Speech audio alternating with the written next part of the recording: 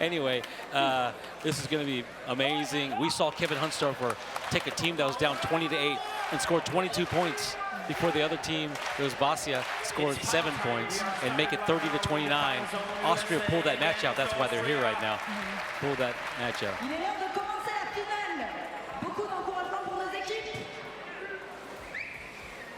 Yeah, this is going to be... Thanks, OSS 555. We appreciate the support. Here we go. Terry Rue with the ball on the 3-bar. Yeah. Look at that patience. That's smart. When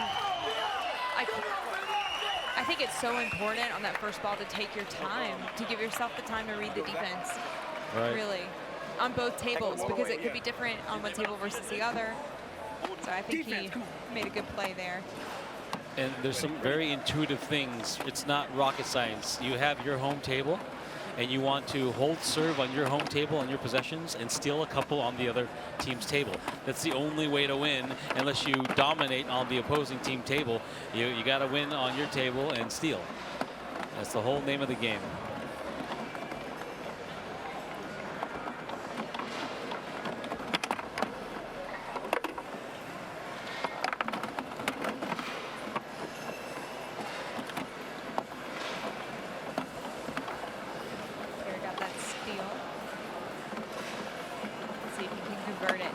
Reset. Reset call, so he resets his time. A little surprised to get a reset call on this table. It's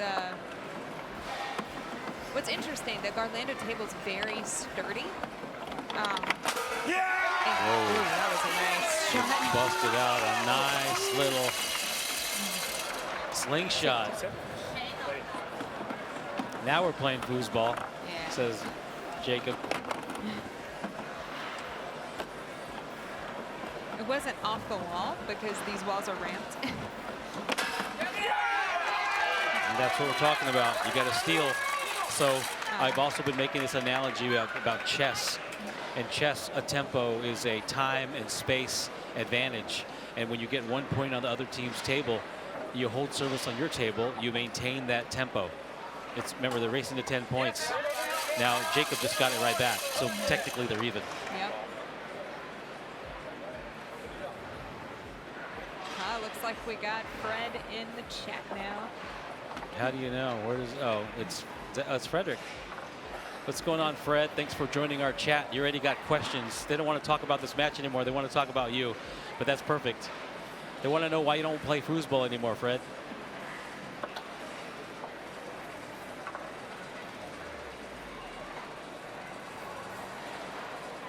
So Jakob. Jakob. I was told just to call him Jakob if I can't pronounce it. Jakob. Let's call it Jakob. Jakob HEINREICHSBERGER. Heinrich. Oh, I was also told it was you, Uli, who told me to call him Jakob HEINREICHSBERGER. Oh, actually, that's right. I was saying it wrong. Right. There was an E in there. I didn't know it was there. HEINREICHSBERGER. So once again, if you don't know the rules, they're racing to 10. And it stops at 10, and they get the other. Oh, he stole two. He stole another one. On Tornado. Let's see if Terry can come back and get two on Garlando. Of course, Fred, the ultimate graceful champion, doesn't want to make this about himself. Fred wants to talk about the players on the table, but that's big. That Jakob got 2 points on the Tornado. Terry's got to get back to it. Yeah, Terry able to catch that pass. But he almost steals the pass from Jakob.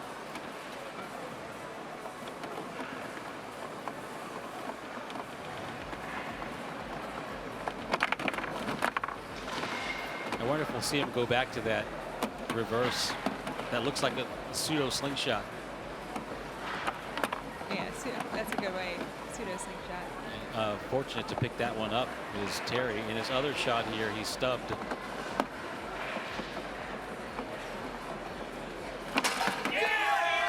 Blasting it. Terry Rue. We're giving this analogy about a relay race, and you don't necessarily have your fastest person to start you off. You have someone that's not going to drop the baton. You're trying to avoid a big gap, and Terry delivers that. Terry, can I just wipe it? he's asking to wipe the table. He's asking the judges if he can wipe the table off. You're good. Oh, I think there was something on the ball. He's asking.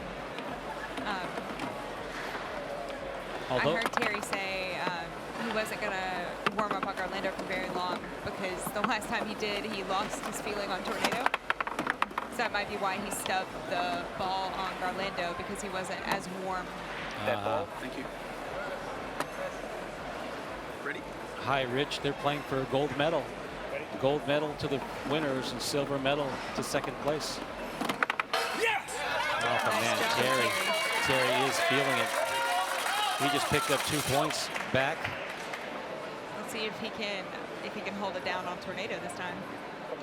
Now, you know, when you're sprinting in a race, if you drop your baton, you probably lost the race. Although you can't win in the first 10 points, you could put your team severely behind if the gap is too big. And so good stuff by Terry Rue. You want to keep it close. And this one is getting away from Jakob a little bit.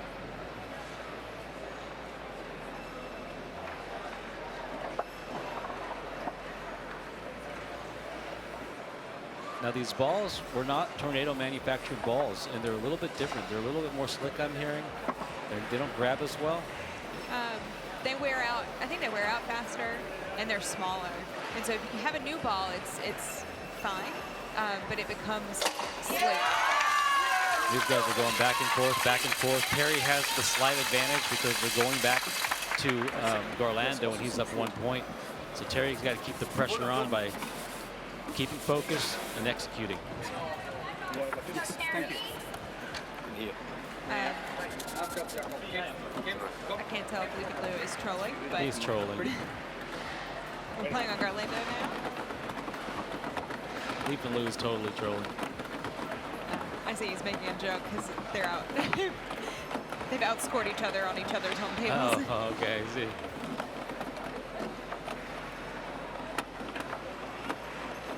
And you know, if you're new to foosball, we would like to hear from you. Yeah, really. Please ask questions. We appreciate questions.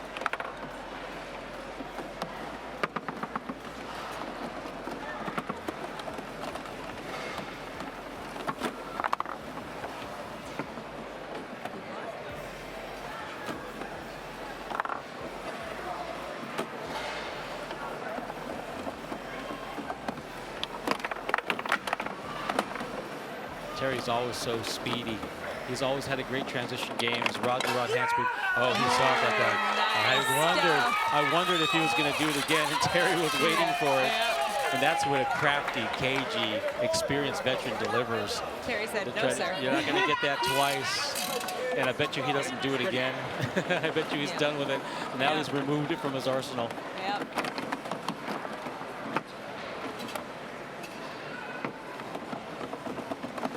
Terry Rue owns one of these tables. He's got it in his upstairs at home. He's got a foos room upstairs with 4 different kinds of tables. They're working on getting a Roberto Sport. And I can assure you that Sully and Terry spent a lot of time, and Keisha, I'm sure, and Arden spent a lot of time smashing each other. Yeah, well, on these tables. I don't think Terry has that much time to practice because he's so, same with Keisha, they're such busy people, you know, taking care of 2 kids, holding down full-time jobs. Being an anesthesiologist at the biggest hospital, the head anesthetist, yeah, right. at Louisiana State Hospital. There you go. Jakob returning fire. And they go back to Tornado. So they're going back to Tornado with a 1-point lead and 2 possessions. Yep.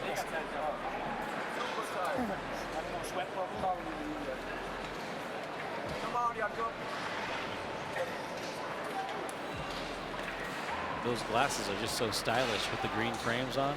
They match the color of the table.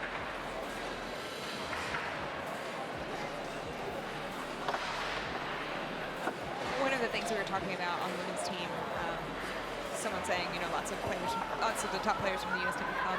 It's so expensive for us to come compared to Europeans. The flights, you know, the flights are expensive, the hotel's expensive. It's hard to come here for under $2 grand for us, and that's difficult for a lot of people. And then you add on top of that,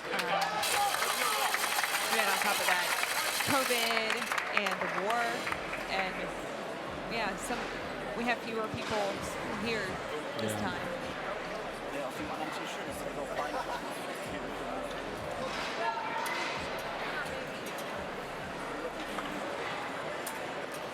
Well, speaking of Garlando, you got the great Kevin Hunstorfer waiting in the wings for his chance to play singles. He's won that singles championship an unknown number of times. I'm sure somebody knows, but they get mixed numbers 8, 9, 10 times. Boom! And he shot a blaster. See that again. Yeah, that was Dang. a dead ball. Long push-up. He's super fired up. It had a pump Maintaining to the it. 7-5 lead. He hit it so hard it didn't even sound like a normal goal. Pop it. A solid lead is important here because you have my two dear childhood friends, James and Serge, up next playing doubles, and I have no idea how they're going to execute under this type of pressure. I have no idea. They've never been in this situation. Yeah, time call. Time call. Yeah, Sullivan Rue is the daughter of Terry and Keisha Rue.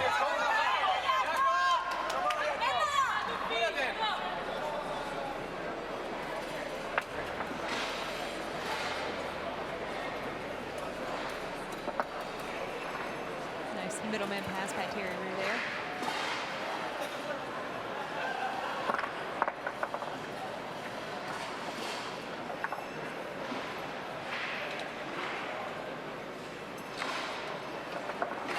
He tried it on the other wall, and now Terry's seen it. He's taking his time out. Yeah, good question, Tommy Brewer. They practiced on it a couple times. That's really, and they played on it here. They're not really training the way other countries train on multiple tables. Yeah, the five, I'd say the two hardest parts of Garlando are the 5-bar and catching loose balls. Because the foot of the man is unfamiliar. Yeah. The 5-bar because of the ramps. Aha. Yeah, so it's hard to do like a nice wall or off the wall because you don't know how it's gonna go onto the ramp. Quick.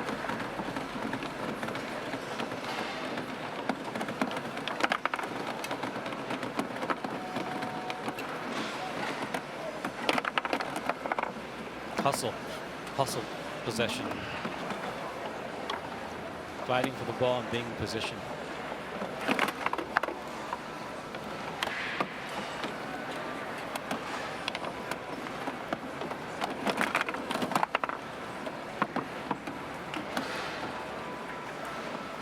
Terry Rue always so dangerous because of his really hard-working talent on his 2-bar. Yeah.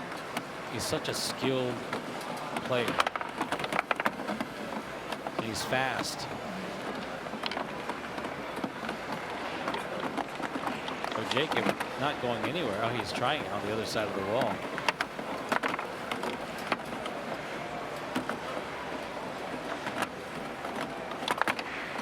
Off the wall attempt. That pass can't be easy with the ramp. Oh, and the transition play. The alley-oop. The alley-oop. Alley-oop to tie it up. Ready? Ready.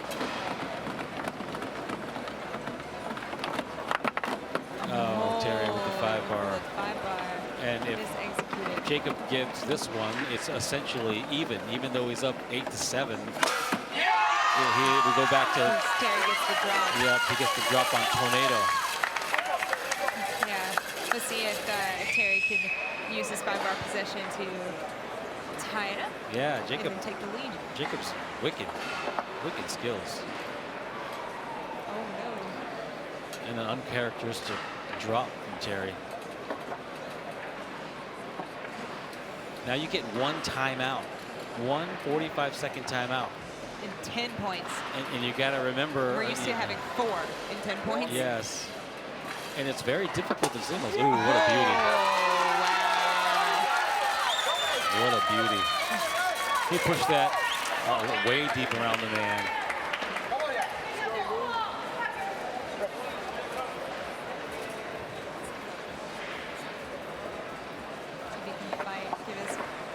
2-point lead.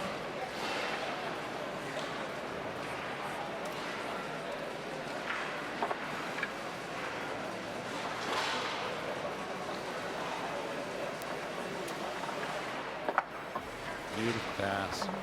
He tried to do a push kick. It's all awesome when it works. There's no reason to try to keep up with the fast plays, though. You're not. You don't need to do that. I think that those fast plays are so hard when you're doing a multi-table tournament. He's crushing that long. Yeah, that's what he needs to do. This is critical. I'll tell you why. It could only be a 1-point differential now. If Jakob scores 2 in a row, it ends at 10-9. If Terry scores this, it's a 2-point lead. But the U.S. is only down by 1. Either team, if Jakob scores, could only be down by 1 point. Off the wall down pass. That was tight.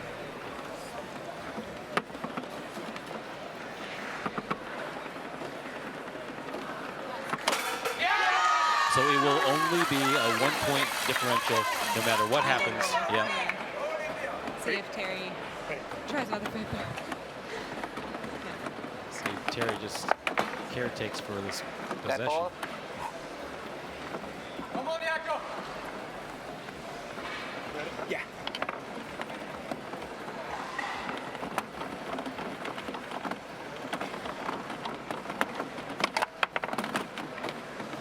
Terry. You are. Go ahead. No. Go ahead. If you're please. enjoying the stream, please support by following the link that's in the chat. This coverage, free coverage, is brought to you with donations. I thought that one was in. Ooh. I think my eyes are tired too because it wasn't on goal. Are you seeing things? A little bit. Pull shot attempt. Terry with a chance to put his team up by 1. And then we could talk about Surgeon James. Yeah.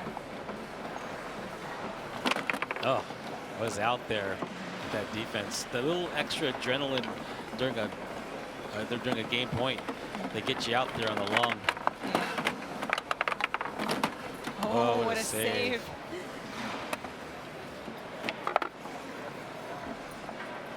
I feel Terry can be dangerous right now. Absolutely.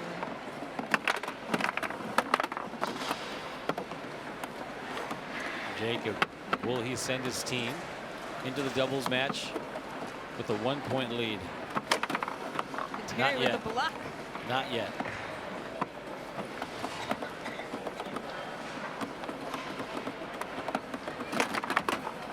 Oh, almost blocked to the goal. Terry saved that one. Man, Terry's reflexes. Block again. If you want to hear something insane, Terry could be on the senior team. That is insane. Yeah! There it is. Hardly could be dangerous. With that sick pull. Yes. Now we get to talk about a couple of guys I've known for over 30 years. Sergi Aragonis and James Castillo. James Castillo and I went to the same high school. Sergi Aragonis went to a high school about 5 miles away from our high school. We all lived in the same hood, East Side San Jose. These guys grew up playing in an arcade for 50 cents. And that 50 cents, everybody was poor. So that 50 cents was